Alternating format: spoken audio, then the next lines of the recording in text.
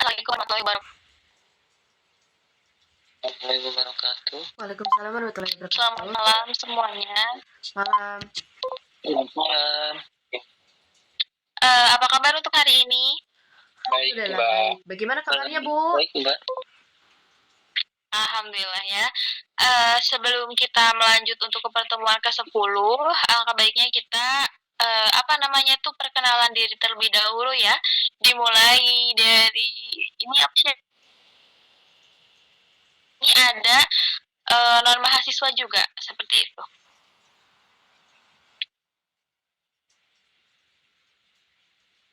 Boleh dilanjut, Mbak? Perkenalkan. Perkenalkan, nama saya Titin Sumartini dari Universitas Hafiz, program studi S1 Manajemen. Terima kasih.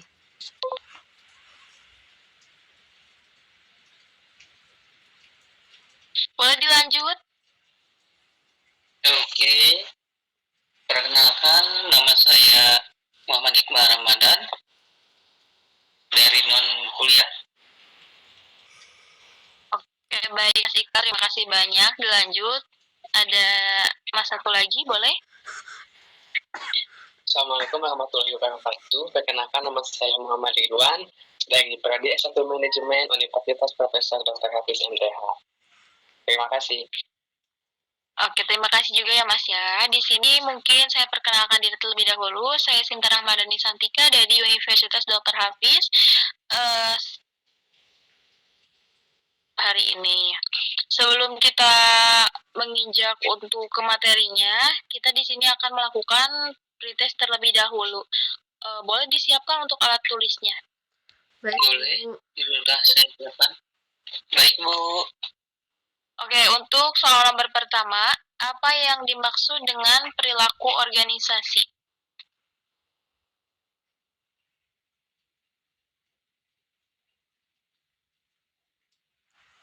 Apakah perilaku individu penting untuk dipelajari dalam organisasi? Sudah? Oke. Ya, Bu. Oke, next untuk nomor 3. Seorang karyawan sering terlambat karena kurangnya motivasi. Konsep perilaku organisasi apa yang dapat digunakan untuk memahami masalah ini? Sudah? Sudah, Bu. Jika sudah, saya kasih waktu 5 menit untuk kalian mencari jawabannya. Dimulai dari sekarang. Oke, untuk soal nomor pertama akan dijawab oleh siapa? Oleh saya.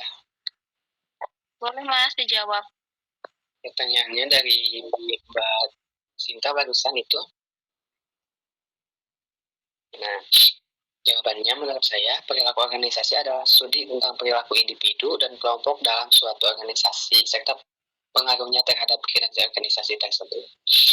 Jadi apa yang dimaksud dengan perilaku organisasi itu adalah studi tentang perilaku individu dan kelompok dalam suatu organisasi tersebut untuk berpengaruh terhadap kinerja organisasinya.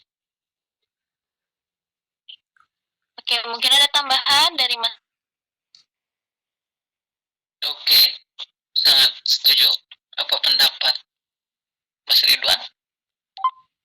Baik, saya juga setuju untuk pendapat Mas Ridwan. Oke, dilanjut untuk soal nomor kedua, dijawab oleh siapa? Saya jawab soal nomor 2. Soalnya akan saya sebutkan, mengapa perilaku individu penting untuk dipelajari dalam. Jawabannya, karena perilaku individu sangat mempengaruhi kinerja komunikasi, kerjasama, dan pencapaian tujuan organisasi. Oke, segitu saja jawaban dari saya. Apakah ada pendapat lain? Boleh untuk Mbak Titin sama Mas Ridwan? Tidak ada jelas untuk jawaban Mas Iqbal.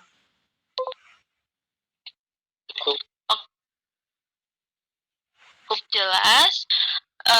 Kita akan ini ya masuk ke sesi penilaian. Untuk Mbak Titin betulnya berapa? Maaf, untuk soal nomor 3 belum ya, Bu? Oh iya, kelewat satu ya. Boleh. Untuk soal nomor 3 akan dijawab oleh siapa? Oleh saya saja untuk soal nomor 3. Saya akan sebutkan dulu ya soalnya. Boleh. Untuk soalnya, seorang karyawan sering datang terlambat karena kurangnya motivasi. Konsep perilaku organisasi apa yang dapat digunakan untuk memahami masalah ini? Nah, konsepnya yang harus digunakan atas permasalahan tersebut yaitu adalah konsep motivasi, di mana kita harus memberikan motivasi pada karyawan yang kurang yang sering datang terlambat supaya kita memberikan motivasi supaya mereka datang lebih awal. Seperti itu, Bu. Mungkin ada tambahan dari yang lain? Mas Iqbal? Oke, sangat setuju pendapat dari Mbak Titin. Dapat saya pahami. Mungkin segitu saja. Mungkin Mas Ridwan ada tambahan?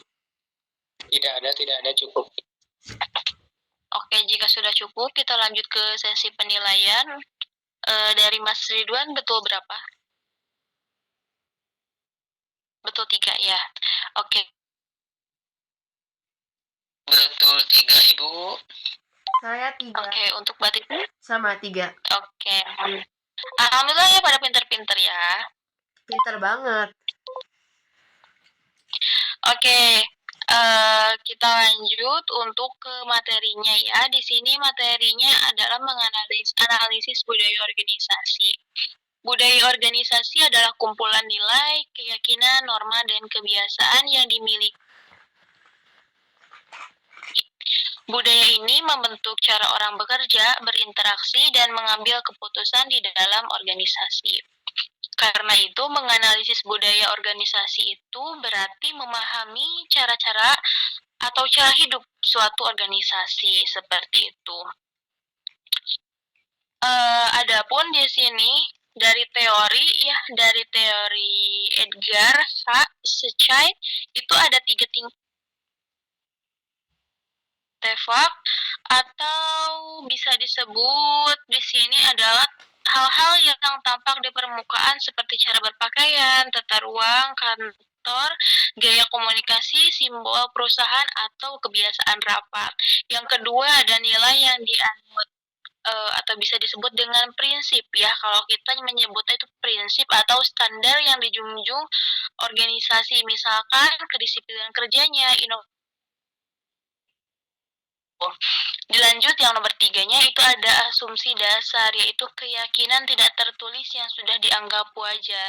Bisa disebut juga sebuah peraturan non tertulis ya, atau tidak tertulis, seperti itu.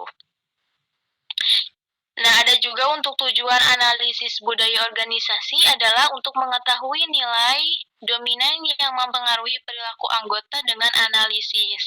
Seperti itu. Yang namanya yaitu memperbaiki pola kerja, mengurangi konflik internal, meningkatkan kinerja, menyesuaikan budaya dengan tujuan organisasi. Adapun cara melakukan analisis budaya organisasi dapat dilakukan dengan yang pertama, mengamati perilaku anggota, mewawancarai karyawan, mempelajari aturan dan kebijakan, serta melihat cara pimpinan mengambil sebuah keputusan. Seperti itu. Untuk organisasi adalah fondasi perilaku dalam sebuah lembaga. Menganalisis budaya organisasi membantu untuk memahami bagaimana organisasi bekerja dan bagaimana perubahannya dapat dilakukan secara efektif. Seperti itu. Itu untuk materi di pertemuan kali ini. Apakah sudah cukup jelas atau ada yang mau ditanyakan terlebih dahulu sebelum lanjut ke postes? Cukup jelas, Bu. Oke, Ibu. Jika sudah cukup jelas, mari kita lanjut ke postes. Postes sudah siap? Siap. Siap ya? Iya. Disiapkan alat tulisnya dan didengarkan serta ditulis.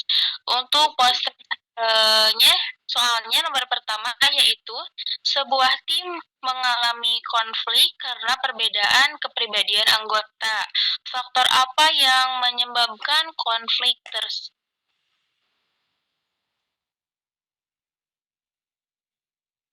Apa perlu diulang? Tidak, cukup. Tidak, Ibu. Oke, lanjut. Untuk nomor 2, menurut Anda, apakah gaya kepemimpinan otoriter cocok diterapkan di semua organisasi? Jika cocok atau tidak, jelaskan secara singkat.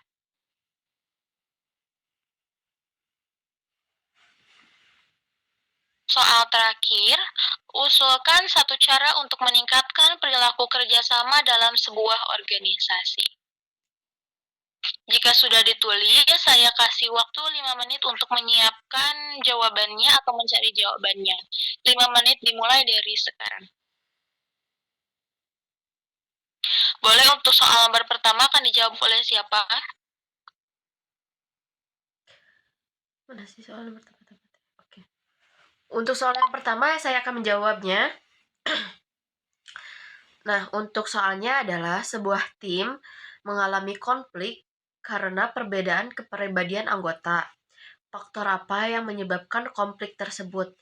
Nah, untuk jawabannya menurut saya itu adalah di mana kepribadian, sikap dan persepsi antara individu itu sangat mempengaruhi terhadap konflik dalam perusahaan maupun non perusahaan.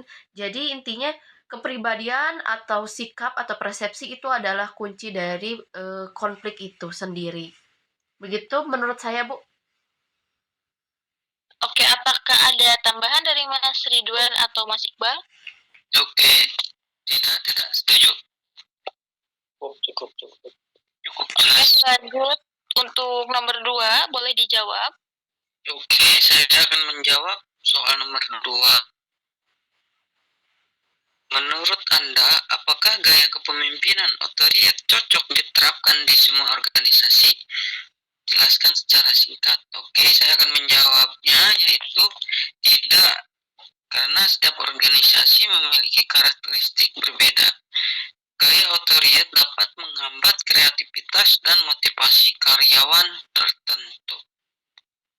Oke, apakah ada pendapat? Jika ada pendapat lain dari Mbak Titin atau Mas Ridwan? Belum puas dengan jawaban saya atau ada pendapat lain? Mungkin? Tidak ada, cukup jelas dan saya setuju dengan pendapat dengan jawaban Mas Iqbal karena memang dari sebuah perusahaan tidak dapat disamakan karena mereka memiliki gaya kepemimpinan atau gaya otoritasnya yang berbeda. Seperti itu mungkin. Oke, terima kasih untuk. Oke, Mas Ridwan, jika tidak ada yang ditambahkan, boleh dijawab untuk soal nomor 3-nya. Boleh, izin saya jawab. Soal nomor 3 itu, usulkan satu cara untuk meningkatkan perilaku kerjasama dalam sebuah organisasi. Nah, jika mengusulkan untuk meningkatkan perilaku kerjasama dalam sebuah organisasi itu adalah menerapkan kegiatan tim anggota. Itu mungkin saja yang bisa saya jawab, Bu. Oke, dari Mbak Titin atau Mas Iqbal, ada yang mau ditambahkan? Oke, sangat cukup jelas untuk pendapat dari Mas Ridwan. Jawaban dari Mas Ridwan. Untuk saya juga satu pendapat dengan apa yang Mas Ridwan katakan, jika memang untuk meningkatkan perilaku kerja dalam perusahaan atau organisasi itu memang memerlukan komunikasi terbuka dan team building, yaitu untuk meningkatkan kerjasama tim. Ya, menurut saya itu sangat masuk akal dan saya setuju dengan pendapat Mas Iqbal. Mas Ridwan, maaf.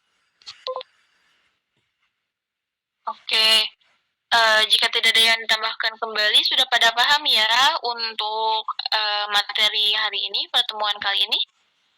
Paham, Bu? Paham. Oke, jika tidak, hitung jawabannya. Untuk Mbak Titin, benar berapa, Mbak? Saya betul 3. Oke, Mas Ridwan. Saya juga betul 3, Bu. Mas Iqbal? Sama, saya juga betul 3. Oke, mungkin pertemuan hari ini cukupkan sekian.